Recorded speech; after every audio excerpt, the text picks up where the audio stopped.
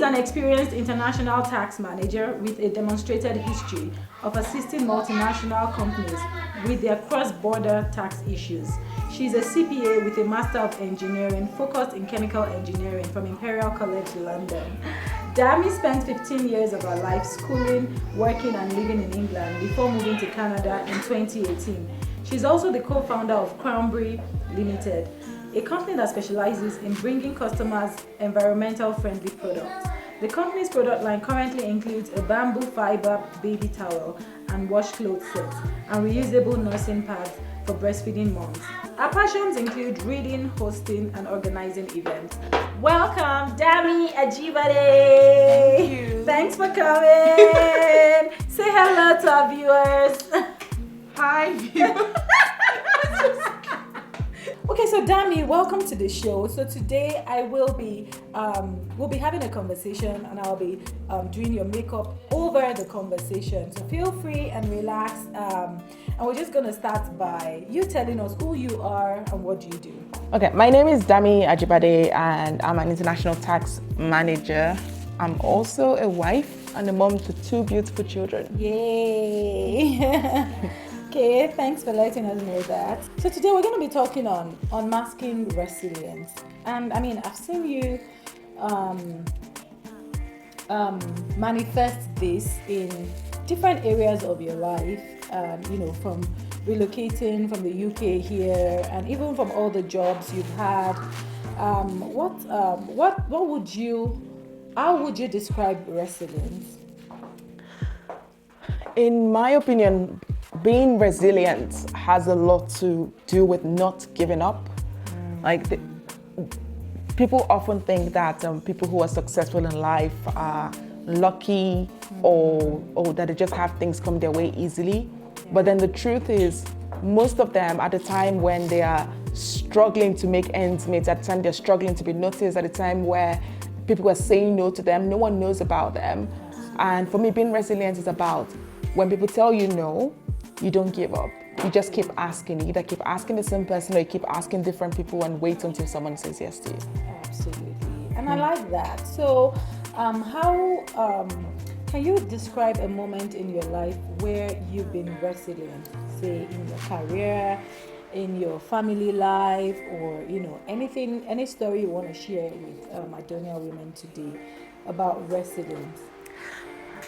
The story that comes to mind is when we decided to move to Canada. Okay. At this time, we had lived in the UK for 15 years. Okay. And myself and my husband were both established at work. We had done all the exams we needed to do. And I just finished my chartered accounting exams. Right. I was a manager, international tax. And suddenly, we were willingly going to pull the rugs from under our feet and move to a different country. A country we've never lived in before, we've never worked in before, and particularly for me as a tax professional, some people may be aware that the tax rules vary from countries to countries. Absolutely. And my qualification was based on UK tax. So I was faced with the challenge of trying to convince a Canadian firm or a Canadian company to employ me as an international tax manager with zero knowledge in Canadian tax. So initially, my first instinct was just to search for jobs, check out what the requirements are, and just start applying for them. Yeah. But all the jobs I searched for, I just never got a response to them. Okay. So naturally, I started thinking, okay, maybe this is the point in my life where I would just stop working and I'll move with my husband. My husband will get a job because in his career, it's fairly easy to get a job. Okay. And I would just stay at home with my kids and maybe it'll be a time to face my company full time. Yeah. But then the truth is, I also knew that this was not me. Okay. I'm not the kind of person that would be satisfied with that. I feel like people have different callings and my calling wasn't not to work. Nope. So I had to get creative, and what I did was I went on LinkedIn, signed up for their premium membership. Okay, I cool. contacted, I searched for who the HR person was in my firm. Okay. So the firm I worked with had a company in Calgary. Oh, nice. And so I searched for the HR person in Calgary. I reached out to her via internal email, thinking this would be so easy. Like, you know, I'm already working for this firm in the UK. It should be easy to just get the same job in Canada. Yeah. But the truth is, it wasn't. It wasn't easy. Wow. So to be fair to her, she did interview me. And she said, look, right now, we don't have a place for you, but I will let you know if anything comes up. And that was pretty much it then. Okay. And so, by the way, I happened to go for a training at work. Okay. And at this training, I met a lady who I had worked with about, say, 4 years ago before then. Okay. And she was the one who interviewed me for my internship. Okay. I still say to today, I owe my career to her. And so she interviewed me for my internship. And at that time, she was a manager. After my internship, I was offered a full-time job, and we kept in touch because we're working in the same office. But then at the same time, a few years later, I moved to the London office. I'll share that story another time. But we kept in touch. Okay. At the time I was having this conversation with her, she was a director at my firm. And so I was saying to her, hey, Catherine, we are moving to Canada, to Calgary. I'm still looking for a job, but I'm hoping something comes up. And the truth is, I wasn't actually expecting her to do anything about it. It was just something that came up in the conversation, a way for me to just let her know I'm leaving the country and I would still like to keep in touch. Yeah. And immediately she said, oh, I know someone who works in the Leeds office who had about 6 years ago gone to Calgary to do a tax trek. Wow. This person at that time was also a director in the Leeds office. And she said, I'm going to reach out to him and I'm going to ask him to reach out to the people he knows in Calgary. Yeah. And as everything would work out, she did that. He reached out to me to interview me to make sure the person he's going to refer could actually do the job. Do the job. And then he reached out to someone who I now work with in the Calgary office. Who was a partner. Okay.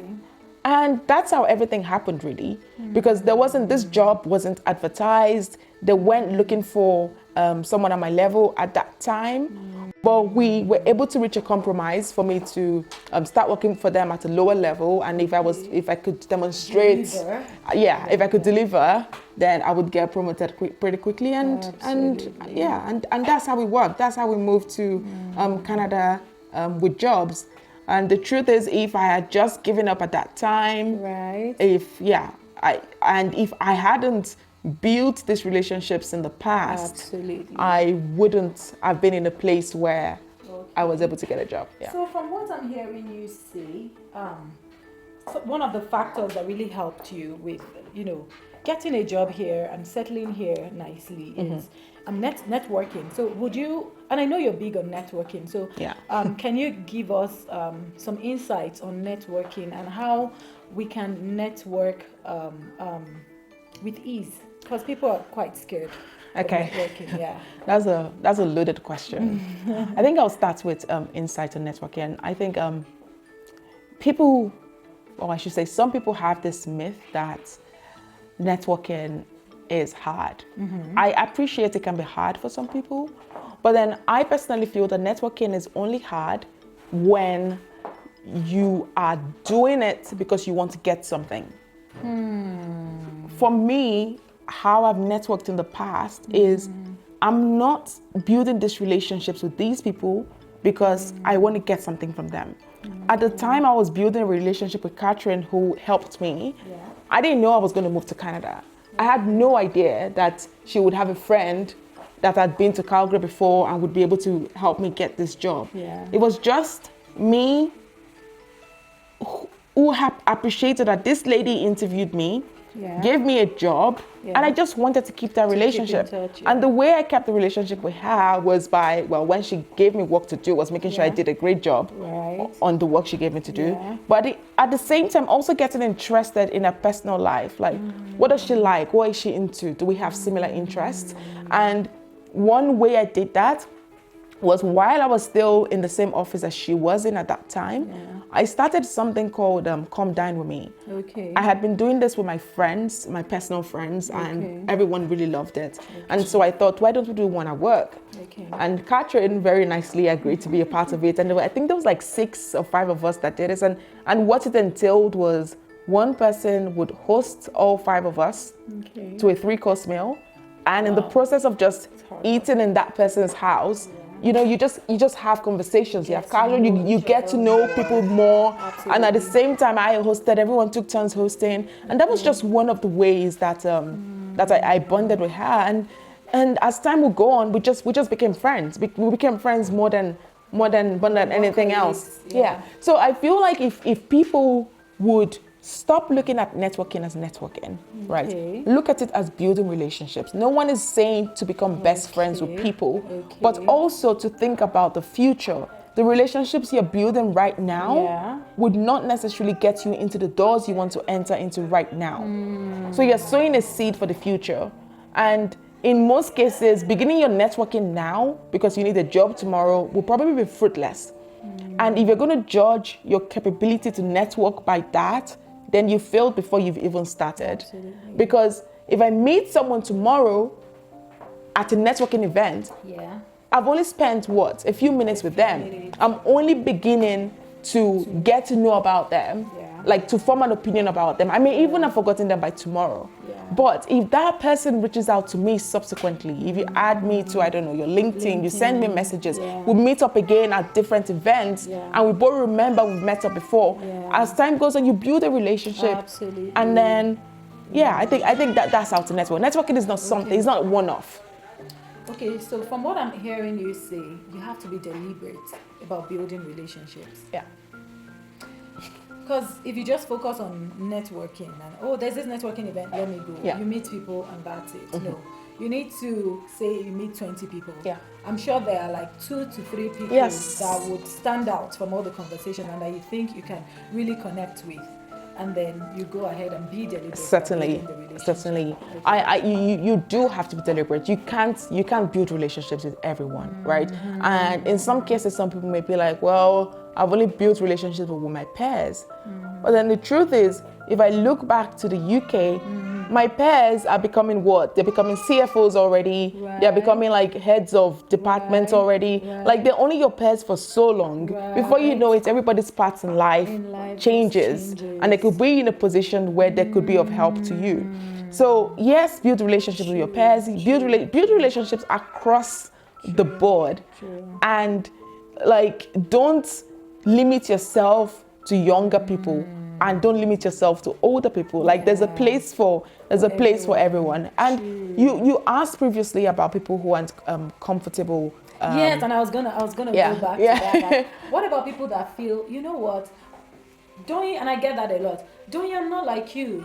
You're very confident. You can talk to anyone. And I'm like, no, like nobody was born confident. Like I make things work when I want it to work. I create time for things that I really want to create time for. I'm very deliberate about it. So tell me about people that actually think they're very shy and they just can't network. Like they feel scared just seeing people and people just looking at them and people just, What do you think? How would they thrive with, building relationships and networking? I think networking should be a habit. And a lot of us already do this without even realizing we're doing it. So even shy people, you're shy, you have family members, you have cousins you haven't seen in years. Like if you go up to see that cousin, what would you say? How would you start a conversation with them? And I know people would say, well, they're tied by blood, but then if networking is important to you, if you feel like you want to develop this skill of being able to build relationships with people that are not related to you, then I think you can be intentional about the conversations that you have, conversations you have with friends, with family, like just practice with people that are close to you. Don't fall back on easy conversations. You can even like start talking to your friend about something that you're both not interested in. Practice to me is what is important. Practice with people that are close to you. Practice with your colleagues. Like if you are in the auditing department and you never talk to anybody in tax, but maybe you're on the same project, just walk up to the tax guys and just say, hey, how are you? And you know, you never know what would happen. If you don't practice, and you expect that you go to a networking event or you be in a position where you want to network and you need to network, then you're just going to fall short. Absolutely. You're going to fall short. And another experience I've had recently is in the firm I work with, they started this new program called Coffee and Chat. Okay. What that means is they pair up a manager or manager and above with another manager and above in a different team that you most likely haven't worked with or you most likely haven't even spoken to before. And they encourage you to go out for coffee with that person or go for a walk or tea or whatever you want to do. Just book the time for 30 minutes and go and get to know more about that person. I've done this 3 times and what I've realized is we do have more in common with people than we think we do. Wow. Before I spoke to the last person I spoke to, I'd never heard of him, I'd never seen him. But since we had that coffee, since we broke the ice and we got to know each other more, we keep bumping into each other now. On the elevator, we always have something to say. Right. We always have something to say. But if you don't take that initial step, if you're not willing to be uncomfortable initially, then you're never going to be comfortable. Absolutely. Because once you've broken that ice, once you've let people into your life, then it's easier for you to do it more and more. I also feel like another trap people fall into is talking about the weather. Or people saying they don't like small talk. That's a Canadian thing. Yeah, like your fallback is immediately, oh, it's nice today. Oh, did it snow? What's the temperature? No one wants to talk about the weather. Like nobody does. And it's no surprise that people don't like small talk if all you can talk about is that. A way to get over this is to ask leading questions, right? Like, what did you do over the weekend? From there, you might be able to get something that you both can connect on. For me personally, because I'm married and I've got children, from what somebody does over the weekend, I'm easily able to tell if they have kids. And children is an automatic bonding point for me. You can ask anybody any questions about their kids, and I don't think I know anyone that doesn't want to talk about their kids. Like these are your children. You're proud of them. You always have something to say about them. And if you're not if you don't have kids, if you're not married, it doesn't mean you can find something to bond on. What did they do over the weekend? Do you do something similar? Another thing to consider is, okay, do they have any vacation coming up? Have they been on vacation recently? Have you been to where they've been to before? What do they do in their spare time? Do they like to read books? Like, there's no one in this world that does not have a hobby. Even if your hobby is just sitting down online and being a troll, not that I'm an advocate for that. My point is everybody has something that they spend their time on. And the more you ask questions that the answer is no, yes, no, or okay, the more you be giving yourself opportunities to develop a relationship with this person. Another thing is, don't be that person that that once you've had these deep conversations with people, don't be that person that forgets. Right? Don't forget, like, this person has just opened up to you. They've told you all these things about their lives. If you want to build a relationship with that person, the worst thing you can do is to forget everything they've told you, or to meet them again in the future and not remember their names. Oh no, I know. Because you're back to square one then. I know. So I know it's not easy to remember names all the time or to remember details all the time.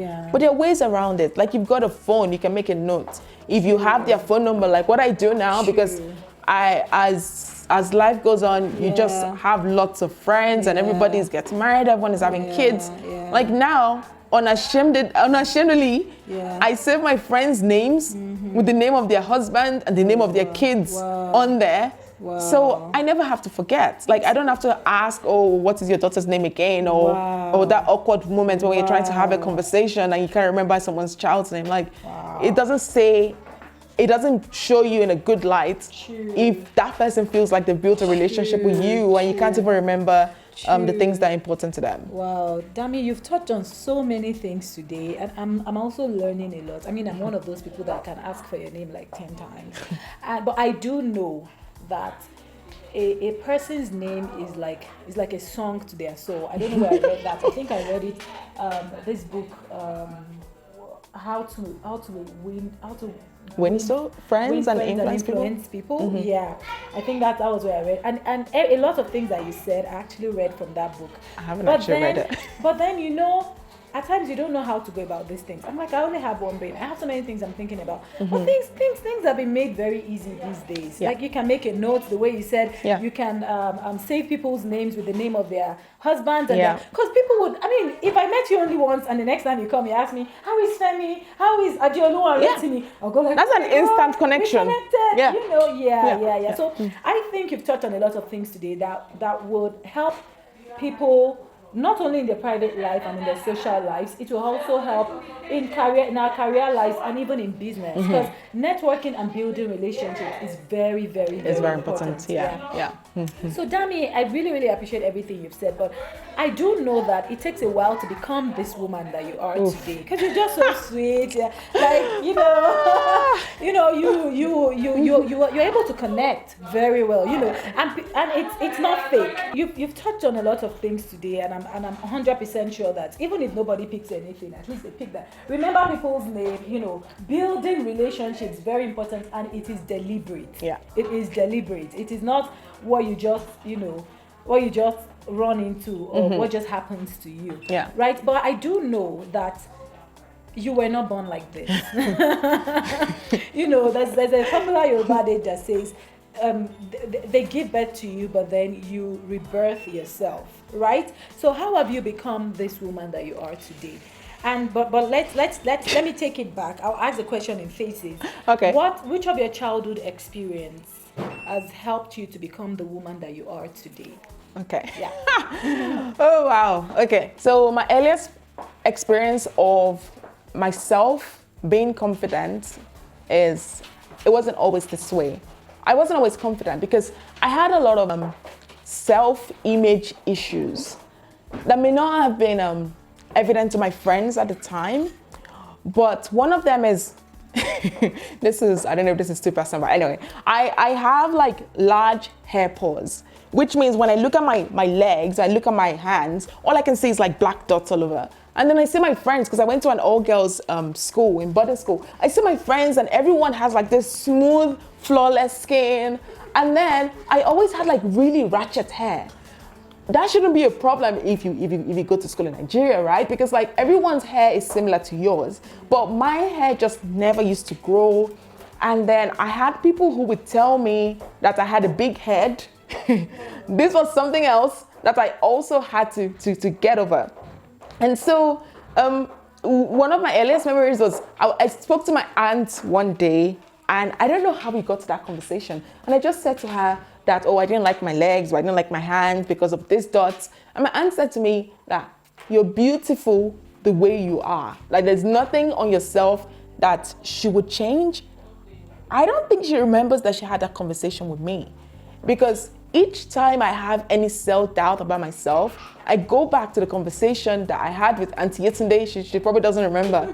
And what she said, and that gives me a baseline and a reminder that, you know what, it doesn't matter, everybody's different and I'm beautiful the way I am. Also with regards to my head, there were a couple of girls in high school, they probably don't remember, that used to go on and on about my head. And what I used to tell them was like, well, thank you. At least I'm smart. I like it that way. Even though I wasn't that smart, right? Like I was okay. I was like an average student. But that was the way that I used to get over these comments. And it's only as I got older that I realized that it was just myself reaffirming myself positively. Because when I look back, I'll remember like when these things come to my mind, I would just keep on saying over and over again, you're the apple of God's eye, you're beautiful, you're made in God's image. And I would just keep on saying that over and over again in my head until I got to a point where it didn't bother me anymore. And I was just okay being the way I was, regardless. Wow. That's really powerful, and I'm 100% sure that there are people watching this today especially, if you have teenage kids or even maybe teenage girls that are watching this today. Everyone is unique in their own way. Everyone is beautiful in their own way. However you're created, whether people think your head is bigger than the normal, no, well, maybe not normal, than an average head, there is a reason for everything. And you're beautiful just the way you are. So as she said today, lots of affirmation, lots of just reaffirming ourselves by ourselves, because no one is really gonna help you. Even the highest you can get is maybe like that aunt that told you, you're beautiful the way you are. But how many times are you gonna see that aunt? Yeah. Or even if you're constantly confiding in your mom, there are times she won't be there. So you need to be able to stand up for yourself and help yourself. Yeah. So I really like that. So that is one of the things that helps you to become the woman that you are today. That's really cool. So so tell us more about what are some of those things? What are other things that helped you to just gain confidence and resilience? I would say my parents. Okay.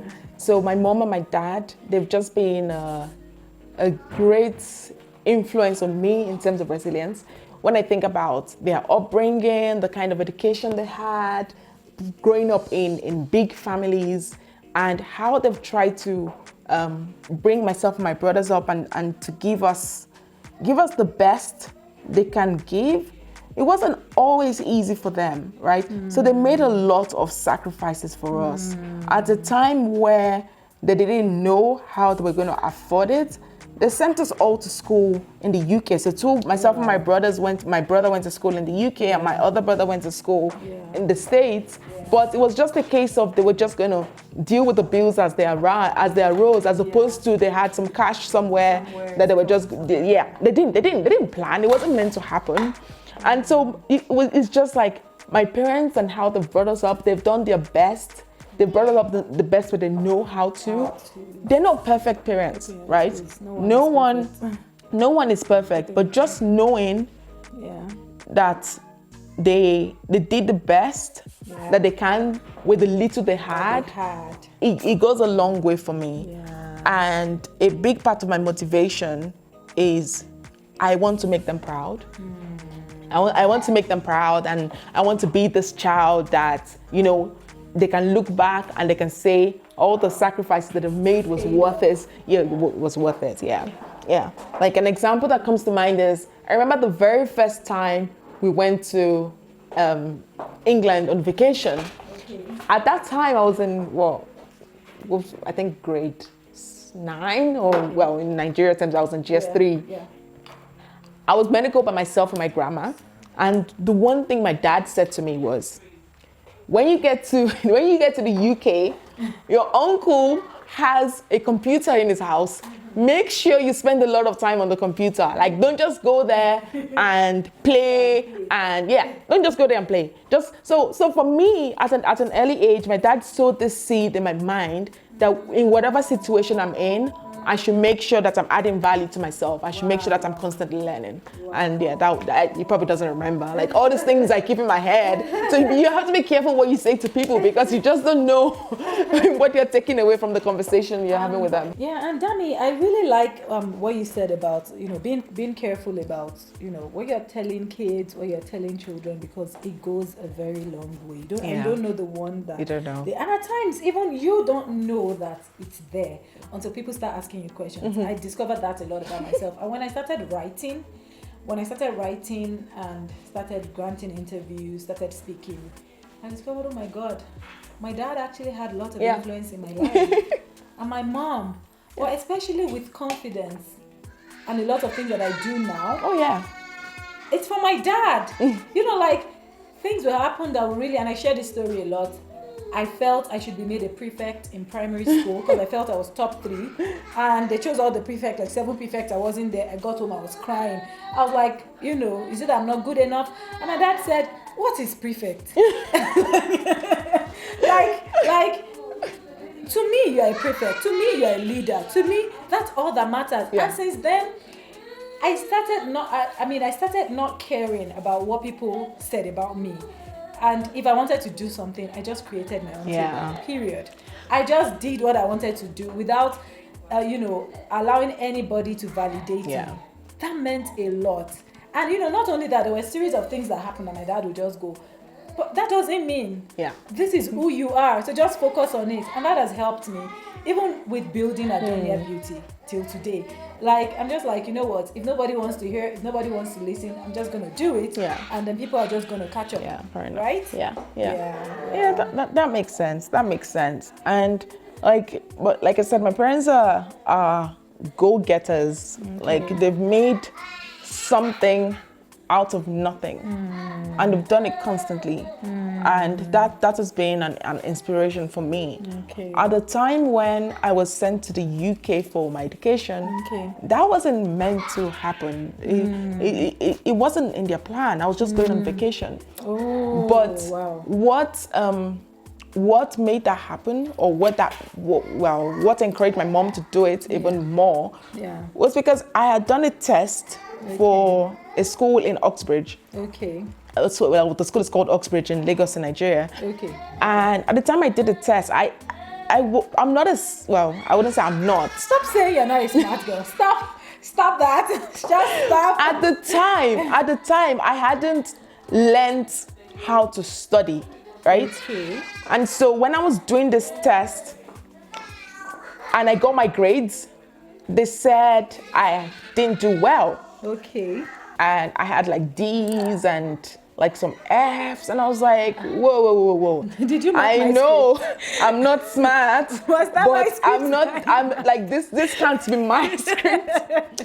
And so the principal of the school called myself and my mom for an interview, and she was lashing onto me. She was saying, well, that she can't believe I went to Queen's College, because that was my high school. Queen's College girls are smart, and I've just done my WAEC. Why am I getting this kind of grades? Was that A levels? No, it's the step before A levels. Okay. Why are you getting these grades? And I just kept quiet, and I was like, this makes no sense. Like, of all my subjects, I like maths the most. Right. I should at least get a B in maths, or even a C, right? Because I didn't study, maybe a C. I would go with a C. But so it didn't make any sense. So my mom was so embarrassed, and she was like, no, that this is not like, she wasn't even going to go for the interview with me. Anyway, as the principal was lashing on into me, the man beside her calls her attention, and he says, oh, actually, there's been a mistake. This result is not this Dami's result. There's a different Dami who is a guy. And we somehow managed to mix up their results. And I was like, there we go. My results were not like A's and B's, but at least they were not like... They're not like F's and D's. No, no F's and D's. And so that made me feel better. But then at the same time, my mom was so upset that if in an exam that is being done in a small school, you can make mistakes like this, what's going to happen on a larger scale? And so when I went on vacation, and my uncle planted a seed that they should let me stay, and I should get a student visa and school there. It was easier for my mom to say yes to that. But then at the same time, my parents also made me aware that this was not a small sacrifice. They were going to have to pay international fees. They were going to be paying like pounds to send me to school. At that time, the naira to pounds exchange rate was like, what, 200? Like, it's significantly more now. But at that time, it was going to be a lot of money. And so I went from someone who thought she would never do the A levels because she wasn't smart enough to someone who was like, I need to get A's. I need to get A's. And not only do I need to get A's, I need to get to the top 10 university in the UK. Like, that became my goal. And I have to give my uncle and auntie credit for this, and my cousins who I lived with at the time when I was doing this, because they went a long way to help me with doing this. My aunt would drop us off at libraries during the holidays. She would bring us back home for lunch. And I had a lot of time to study. It also helped that my cousin Rotimi was doing his A levels at the same time then. So so we could study together, and that made a huge difference. But then the school that I went to, it wasn't the best of schools, right? First of all, I didn't plan to school in the UK. At the time we decided I was going to go to school in the UK, most of the schools didn't have any place for me. Okay. So I ended up going to, I want to say, I don't know how to describe it. Like, in the UK it's called the college, but college in North America means something else. Yeah. Let's just say it wasn't a great school, full stop. It wasn't a great school. It was the kind of school that some people would go to just to mark their attendance so that they can get benefits, right? So, but what I quickly realized when I started going to school was that the teachers were good, but the students were not interested. And so this worked out to my advantage because the teachers were eager to teach and I was eager to learn. And so I could just soak up all of their attentions. I had their phone numbers. I could call them at home when I was working on something that I didn't understand. And this went a great deal in helping me achieve the grades I wanted to achieve. At the time, I did maths, chemistry, and economics for my A-levels. I was the most worried about economics. I thought maths easy, I can do maths. Chemistry, I only needed a D in my final exam to get an A in chemistry. And economics, I was very worried about economics. So I put all my time studying for economics, like, I need to get an A in economics. This is the only one I probably won't get an A in. But then the irony was when I got my results, I got a B in maths. Really? That bummed me.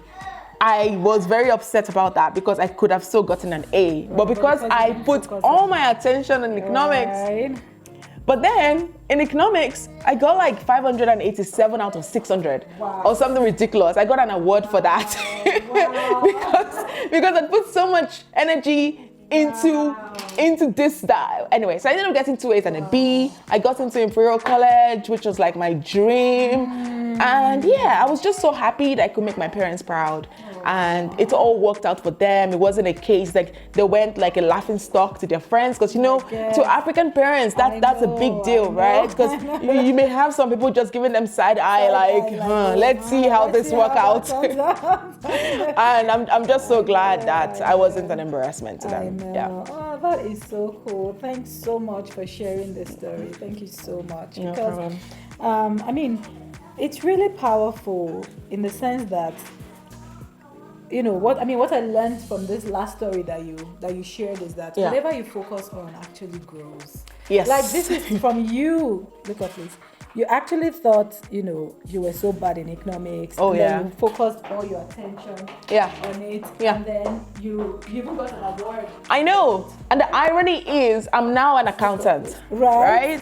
Like this was so not in the plan. I was meant to be an engineer. I was good at maths. I was good at chemistry. And the economics I thought was like the hardest thing in my life has ended up helping me. Right. Oh wow. This story is, I'm 100% sure that anybody listening to this today, you know, would understand the power of, you know, just resilience and going for something and just, you know, getting it and not giving up. Yeah. And whatever challenges that come your way, just, you know, learn from it and move on. Yeah. All right, Dami. So to round off this session, I just want you to share 3 tips that can help our viewers build resilience. Yeah. Okay. The first thing that comes to mind is to surround yourself with people that will build you up. Not everyone who you're acquaintances with or you're friends with has your best interest at heart. And when I say this, I'm not saying that they've got mean things to say about you, but I just mean everyone is on a different course in this life. And sometimes the courses they are on, they don't have time to build you up. So you have to be very intentional about the people that you surround yourself with, the people that you are confiding in, the people that you're allowing to speak into your life. Because when you're trying to be resilient, it's usually in situations where you're done, you're tired, and you're ready to give up. So you need that person that will say, hey, try for one more day, try for one more month, like that will push you, that will encourage you. So that's very important. The second thing also which relates to that is to watch what you're feeding yourself. And no, I don't mean food. I mean in terms of words, in terms of what you're watching. Like, are you listening or watching things that edify you? Are there things that make you feel good about yourself? Or are there things that make you feel bad about yourself? Are there things that make you feel like you're not enough? Yeah. So it's important that you watch what you put into yourself. Yeah. And finally, and this may not sound like an advice, but I would say don't give up. Whatever it is that you want to achieve, don't give up. If a door slams in your face, try other doors. And even if you get to a stage in your life where you're like, okay, maybe this is not the path for me, right? Maybe this is not what I'm supposed to be doing. Whatever you do, don't stop trying to be better, because it could be that the tangent that you take off this path will lead you back to where you were trying to get to in the first place. True. So don't forget about your initial dream. That you may have other dreams, run with them, go as fast as you can. If people are saying no to you, there'll be someone somewhere that will say yes to you, and it may be in a circumstance where you're not even expecting it. So yeah, I think that's it really. Yeah. Wow, thank you so much for rounding this off with 3 important tips. So the first tip was surround yourself with positive people, and then the second was be aware of what you're feeding yourself, right? Be deliberate about it. Are there things that bring you up, or are there things that shut you down completely? Be very deliberate about it. And the third one is do not give up. Please do not quit. Please, you can rest, right? But don't quit. Do not quit.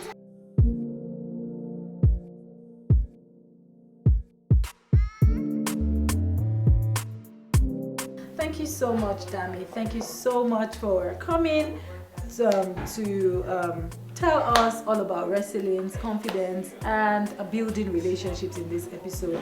I'm sure our viewers have a lot to take away today. I'm going to be sharing all the products we used on this show, under this video on our YouTube channel and on our blog. So stay tuned and stay beautiful till our next video. Bye.